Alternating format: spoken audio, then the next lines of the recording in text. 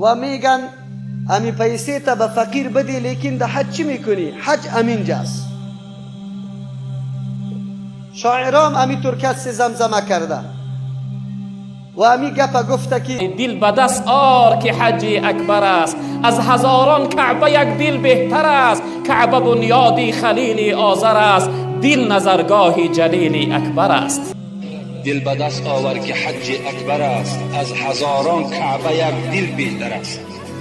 دل گذرگاه جلیل اکبر است، کعبه بنیاد خلیل آذر است. اون کعبه را حضرت ابراهیم تیار کردن، لیکن دل گذرگاه جلیل اکبر است. این دل جای نشستگاه خدای ما و شماست.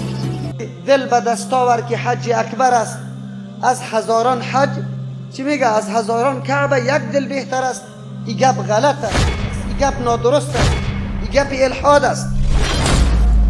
اگر این گپ درست می بود الله متعال برای ما فرمان میداد که یک دل به دست بیاری، خلاص ضرورت به رفتن حج، کشیدن تکالیف و مشقت، مصرف و خرج کردن پولیتان و این قدر وقت و زمان در اونجا ضایع کردن هیچ مفهومی نداره. اما دشمنای اسلام به انواع گوناگون حملات سر اسلام داره. بعضی را در لباس دین اغوا میکنه، بعضی را در لباس دین اعتراض میکنه. به اینمی قسم به این فکر هستن که البته به این گپای ما خوب معرفی میشیم، معلومات کافی از دین نداره، خبر نداره که حج فریضه و رکن اسلام است. بدون انجام دادن این رکن اسلام تکمیل نمیشه. از امو خاطر در مورد رفتن حج بسا سوالات خیلی زیاده در پیش یک تعداد مردمی که فلسفی رقم است، عقلیات خیلی زیاد مقدم شمرده و زیر تاثیر فلسفه های غربی رفته، در نظام غرب زندگی کرده. پس میگه رفتن حج چی مفهومی داره؟ چرا اینجا گرسنه را ما سیر نکنیم؟ چرا اینجا فقیر ما برهنه را لباس ندیم؟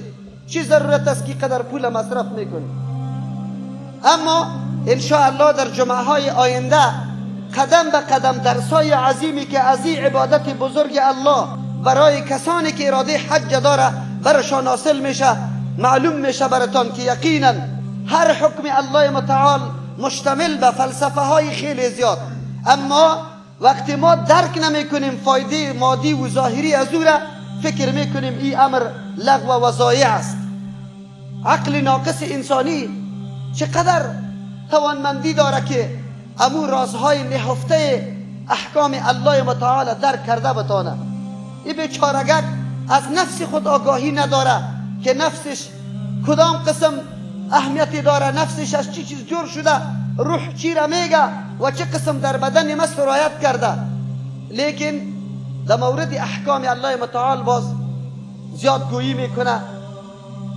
این قسم سوالا را در پیش بعضی مردم مطرح میکنه، در قلب مردم یک نوع شکوکات میندازه. این در حقیقت دعوت به سوی الحاد است، به سوی دین نیست.